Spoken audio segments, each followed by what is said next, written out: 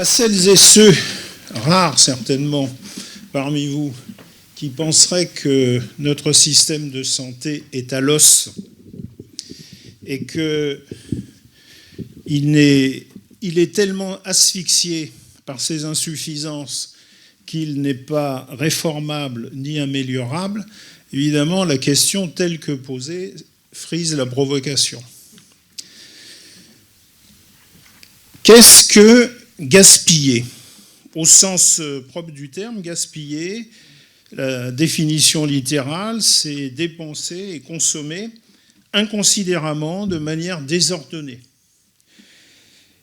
Ça vise l'intempérance, la prodigalité. De l'autre côté, la sobriété. Littéralement, dans le dictionnaire de l'Académie française, ça incarne la qualité d'une personne qui boit et qui mange sans excès. Et donc ça donne une allusion immédiate au domaine de compétences qui est traité durant ces 2 jours.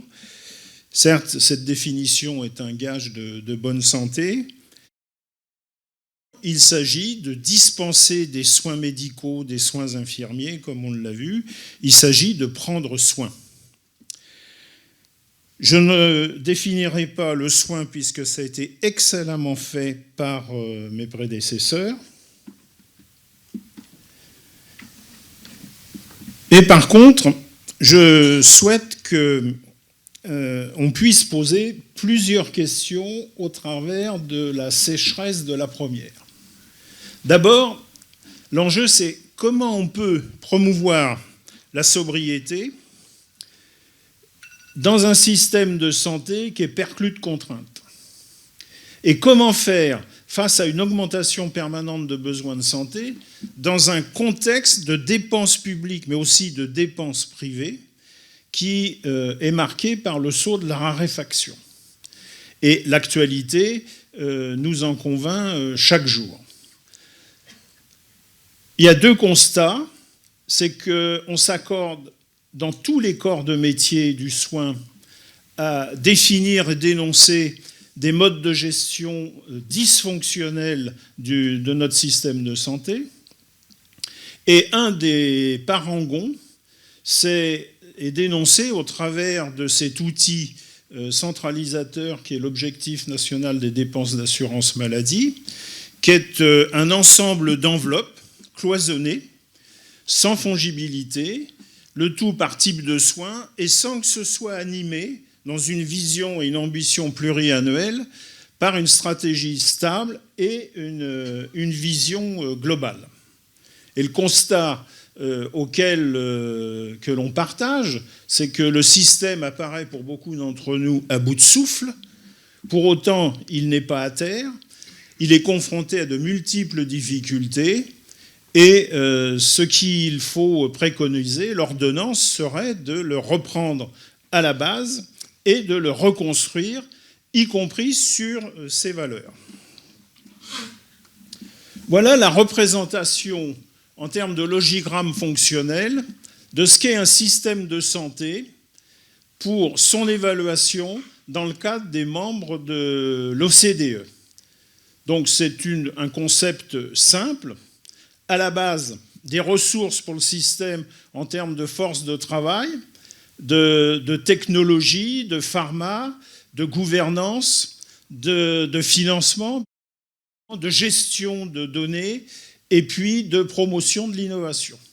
Tout cela au bénéfice de la satisfaction de besoins populationnels et avec une conjonction des services de santé et des interventions de santé publique marquée par les qualifications d'accessibilité à la santé, les taux de couverture, toutes les politiques qualité qui vont définir l'efficacité du système, évidemment en tenant compte d'un contexte qui est à la fois environnemental, social, démographique, économique et commercial.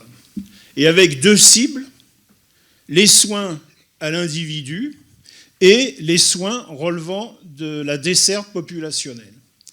Avec 4 piliers, sa résistivité, sa résilience, son caractère durable et soutenable, l'équité au sens de définition des différentes politiques de santé selon les pays, et puis l'efficacité, et je préciserai plus particulièrement son efficience en termes de production de résultats qui seraient qualifiés comme correspondant aux objectifs de santé dévolus au système. Cela posait quelques éléments de contexte. D'abord, on a un système de santé unique au monde. C'est facile à dire, mais c'est aussi facile à prouver. C'est le seul dans lequel on arrive à combiner la liberté de choix du patient avec la socialisation du risque. C'est-à-dire que j'ai une liberté réelle de choix de mon médecin traitant ou de l'établissement de traitement, et elle est réelle en ce que, quel que soit le coût, quel que soit le prix pour moi, du fait de la socialisation du risque, l'assurance maladie, la couverture complémentaire, je peux exercer ce choix. Qui plus est, il s'assortit pour les professionnels de la liberté d'installation. Partout ailleurs, soit vous choisissez, auquel cas il vous faut une carte bancaire et la carte vitale ne vous est d'aucune utilité, soit c'est gratuit et vous n'avez aucun choix. Donc ça, c'est vraiment une valeur cardinale de notre système. Et il ne faut surtout pas tuer la poule aux œufs d'or, on y est tous attachés. Ensuite, on est dans un contexte de crise économique, financière, budgétaire, et je n'y insiste pas compte tenu de la cruauté de notre situation économique et budgétaire actuelle, avec une réalité profonde, c'est qu'on a une capacité de production de valeur de l'ordre de 2 900 milliards d'euros, avec une dette qui est de l'ordre de 3 200 milliards. Ça donne évidemment l'idée de la contrainte sur l'ensemble de l'économie et au premier chef sur le système de santé. Donc, soigner mieux avec moins, le moins commence à résonner un peu. C'est-à-dire qu'on va être extrêmement réduit tendanciellement dans les finances disponibles pour pouvoir que les secteurs libéraux et hospitaliers publics et privés puissent faire face à la demande. Et avec une autre réalité, c'est qu'à l'intérieur de cette situation, le système de santé a des coûts qui progressent beaucoup plus vite que la croissance économique. Donc on a le sentiment d'être instillé dans une spirale dépressive et avec des dépenses de soins hospitaliers, vous voyez, qui commencent à atteindre des sommets stratosphériques, 120 milliards d'euros, c'est à peu près, ça représente presque la moitié de la consommation de soins et de biens médicaux. Et puis, toujours dans le contexte, l'émergence depuis quelques années du phénomène de financiarisation d'un certain nombre d'activités, on pense à l'imagerie médicale, la biologie médicale, où là, l'organisation même du système change de nature et où les motivations ne sont plus tout à fait ce qu'elles étaient, avec des perversions comme le dédoublement des actes, etc. Alors, ensuite, on est confronté à 4 types de transitions. La transition démographique, la qualification du vieillissement de la population, qui se traduit par un facteur de croissance exponentielle de la demande de soins. La transition épidémiologique, la part croissante des maladies chroniques, on y a déjà fait allusion, et confronté à la résurgence des maladies infectieuses, c'est une problématique forte. La transition écologique, classiquement énergétique, mais aussi pour notre système de santé, qui va nécessiter, comme dans le domaine énergétique, nécessairement une optimisation des ressources. Et puis, 4e transition, qui a trait à l'innovation, on a cité les progrès dans l'ingénierie biomédicale et avec le fait majeur de la 4e révolution industrielle, qu'est l'intelligence artificielle. Et le domaine de la santé est, avec celui de la défense et des transports, un domaine privilégié de croissance de l'intégration de l'intelligence artificielle dans le quotidien de nos activités, dans les parcours de soins. Tout cela sont des facteurs, dans un premier temps, dans une tradition un peu schumpeterienne, d'augmentation des coûts en vue d'une réduction progressive, mais à moyen terme. Augmentation à court terme, économie d'échelle à moyen terme. Alors, quel est l'outil qui serait de nature à permettre de répondre positivement à la question? Comment promouvoir la sobriété dès lors qu'on lutte efficacement contre le gaspillage? Eh bien, l'outil, c'est le premier pilier qui figurait sur le graphique représentatif de la typologie de nos systèmes de santé, c'est celui de l'efficience. Et l'efficience, en termes d'économie, ça se définit comme la recherche, c'est une optimisation, la recherche de la meilleure allocation de ressources, garantissant le meilleur état de santé au meilleur coût, comparativement aux alternatives disponibles.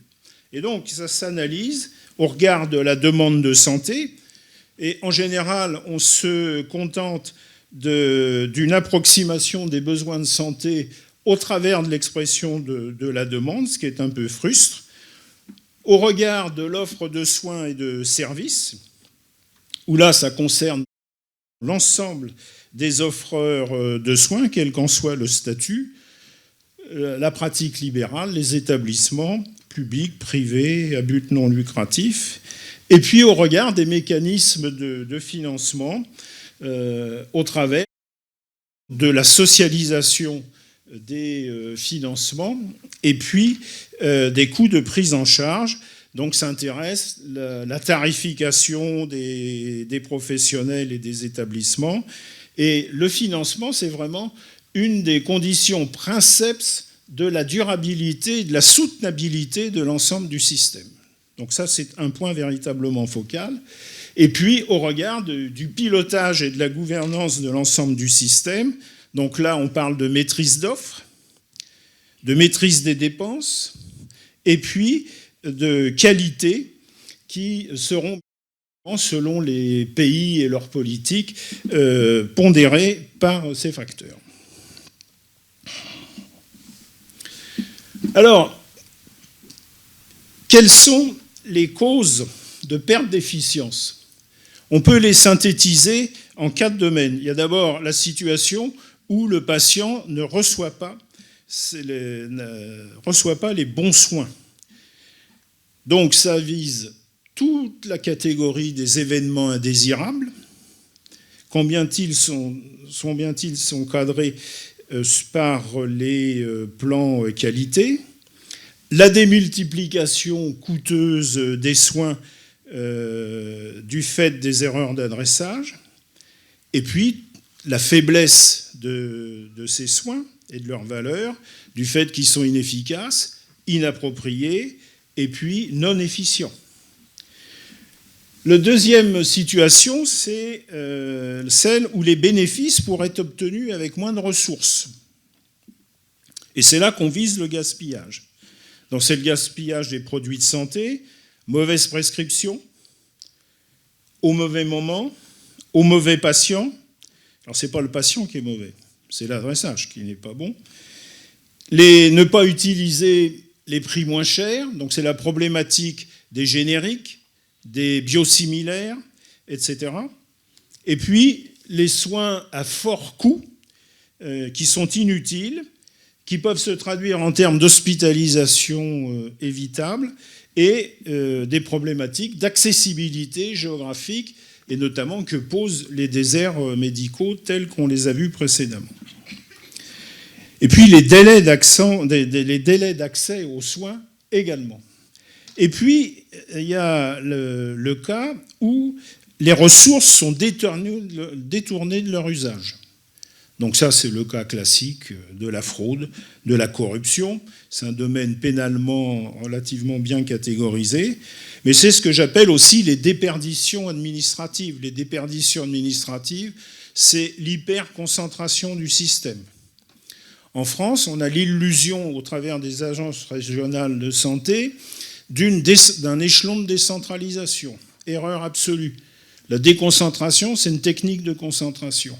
Aujourd'hui, la gouvernance du système, c'est un ministre, un DG d'ARS, un opérateur.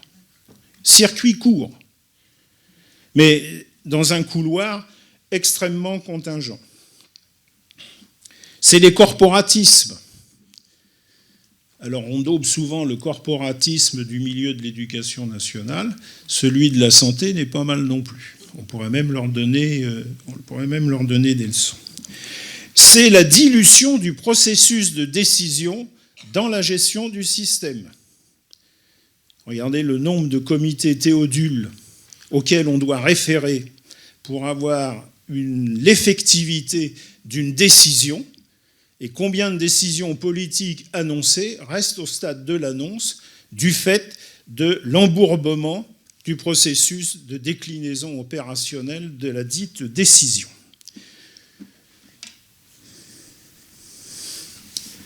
Alors, il nous faut des instruments de mesure. Alors on dit que c'est difficile, mais il y a déjà, au travers des bases de données, de quoi faire. On a le critère de la mortalité évitable à 30 jours. Par exemple, sur l'infarctus du myocarde, c'est 5,5% en France, alors que ce n'est que de 2,6% en Norvège. Donc il y a là un intervalle d'économie possible et d'efficience au meilleur sens du terme pour les patients. Après un AVC, en France, c'est 7,3. C'est 3,1 en Norvège, c'est 4,3 aux États-Unis.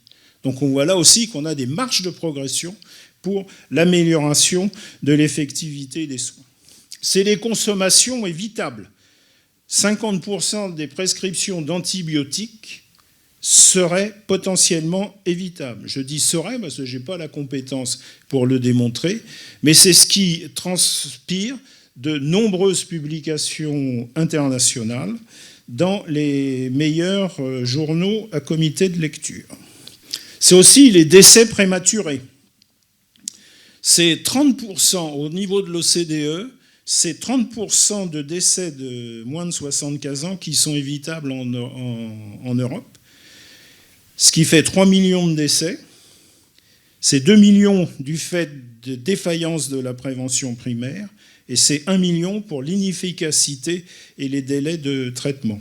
Et ça, selon les pays, ça coûte cela entre 5 et 17 milliards d'euros. Et puis, il y a la polymédication. La polymédication, 50% des personnes de plus de 65 ans sont concernées. Donc ça veut dire jusqu'à 5 traitements de front.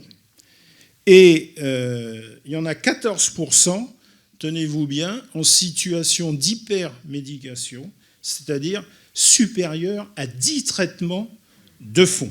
Alors là, on ne parle même plus d'efficience, on est dans l'impertinence. Donc au-delà du risque d'effets indésirables, on voit une mesure des marges possibles pour améliorer la performance du système. Alors, quelques cas d'usage emblématiques. Il y a, par exemple, l'impact économique de l'obésité en France. Tout ça, c'est des sources DRES, CNAM, OCDE et bureaux d'études type Asterès, etc. Le coût évitable est chiffré à 10,6 milliards d'euros, ce qui est considérable. Ça représente en moyenne 1 240 euros par individu concerné, étant entendu que la plupart des coûts sont supportés de fait par l'assurance maladie. Donc là, on est véritablement dans la situation de la nécessité d'approche holistique qui devrait être conduite au-delà du secteur de la santé. Et là, ça nécessite un décloisement interministériel au sein du gouvernement sur des enjeux de santé publique, des enjeux de problématiques d'économie de santé qui devraient être identifiés comme prioritaires sur l'ensemble de la décision politique. Et ça veut dire qu'il faudrait appréhender véritablement dans ces situations-là la santé au-delà du ministère de la Santé par le périmètre des habitudes de vie, des facteurs de risque, la politique du logement, etc. Je n'y insiste pas. Deuxième cas d'usage, les hospitalisations potentiellement évitables. On y intègre les urgences. Alors évidemment, ça conforte les paramètres. Mais vous savez, on a 3 secteurs prioritaires d'études dans ce domaine. Il y a d'abord l'insuffisance cardiaque qui pèse pour 51% des maladies chroniques. Les bronchopneumopathies chroniques obstructives pour 22%. Et puis les déshydratations pour 11%. Et ça veut dire qu'au niveau, d'après l'OCDE, on aurait une hospitalisation sur 10 qui serait évitable. L'adresse la situe, là en 2023, c'est plus rassurant, à 1 sur 40. Donc c'est un indicateur qui, malheureusement, ne sert pas à la définition des politiques de santé au plan régional, ni d'ailleurs dans les projets d'établissement.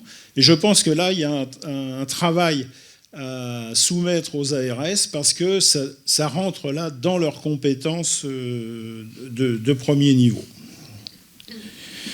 Ensuite, vous avez les traitements préventifs pour éviter les maladies et les coûts associés. Donc il y a l'exemple de la bronchiolite.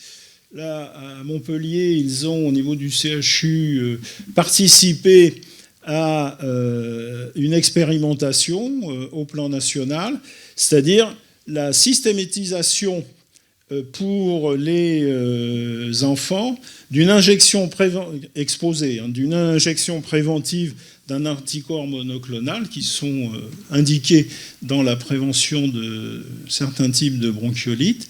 Et l'effet clinique a été confirmé sur l'ensemble de la saison hivernale en vie réelle de 78%. Donc c'est un impact économique extrêmement fort, puisque ça a réduit les admissions au passage aux urgences de l'ordre de 25%.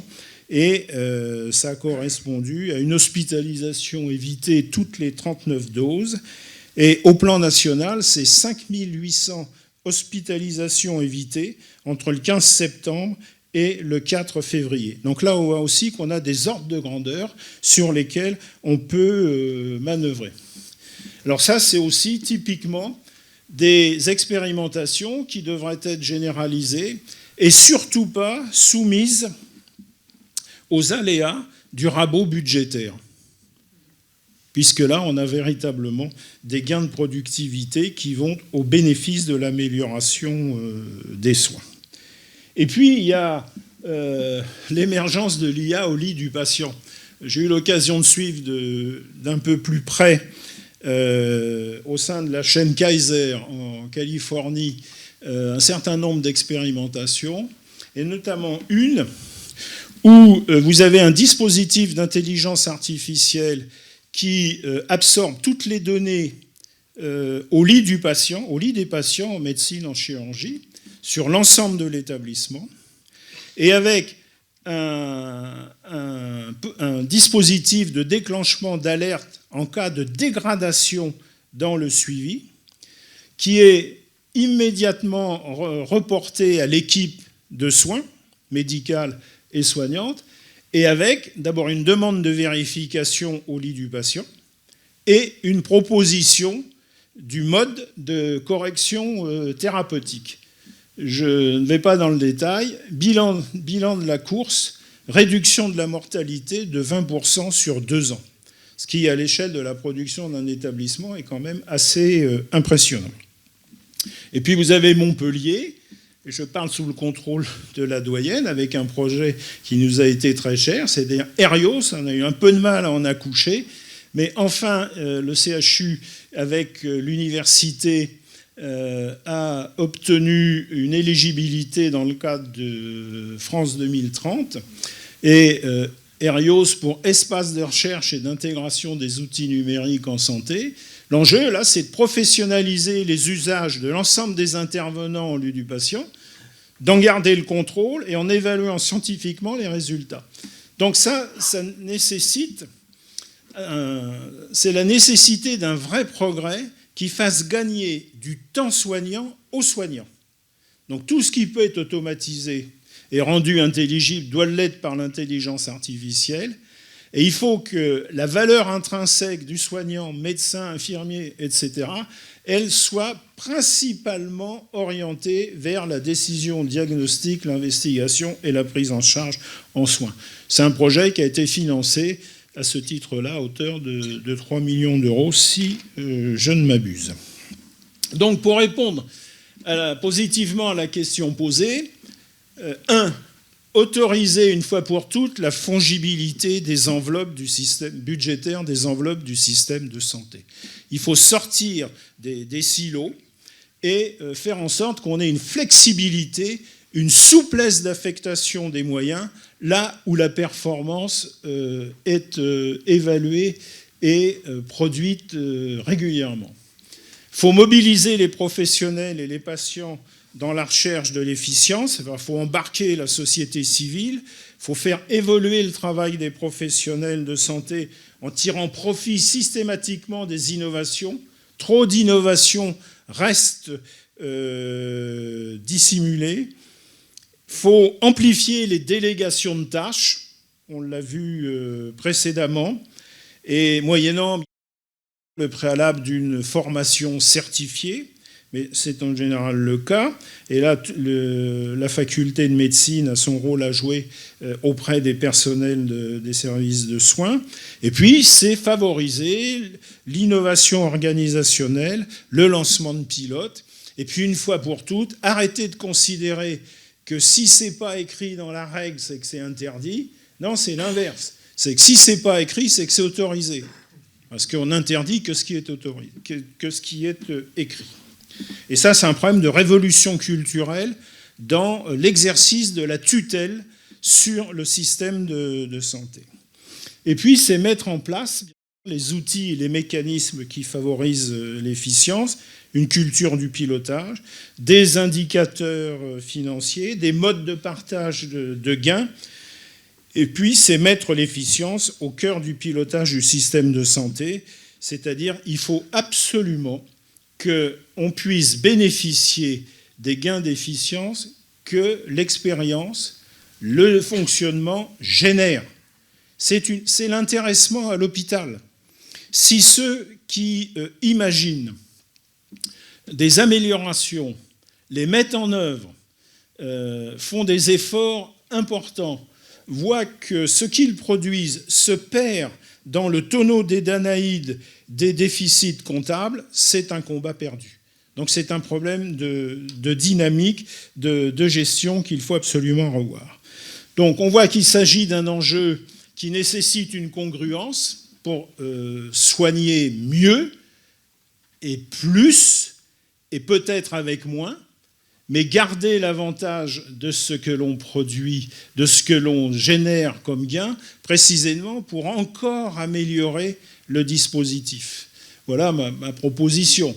Donc l'enjeu, il est d'une congruence entre la pertinence des objectifs avec les moyens qui sont disponibles. Alors en général, si je prends l'hôpital, vous donnez un objectif, on vous explique en quoi ça ne va pas être possible parce qu'il n'y a pas les moyens. Sauf que les moyens, c'est aussi ceux qu'on va chercher. Il faut de l'initiative. Donc ça, c'est un problème de pertinence. Ensuite, l'efficience, c'est ce qui agit dans le diagramme entre les moyens utilisés et la nature même des résultats produits. C'est du quantitatif et du qualitatif. Mais la véritable efficacité, c'est que les résultats efficients que l'on a produits soient bien ceux qui nous permettent quantitativement et qualitativement d'atteindre l'objectif fixé. Et on voit qu'au travers de ça, c'est une affaire d'hommes et de femmes au travail, c'est un enjeu de motivation, c'est un enjeu de management, et c'est en ça qu'il faut embarquer dans des attitudes profondément transformatives et non plus, comme c'est le cas depuis toujours, purement incrémental, enfermé dans l'annualité budgétaire. Il faut vraiment que les gouvernants, les professionnels, les patients et les citoyens s'approprient ces enjeux-là, parce que c'est notre bien commun, et la santé, c'est véritablement le premier des premiers. Et je crois qu'à ces conditions, on peut répondre positivement à la question posée. Merci.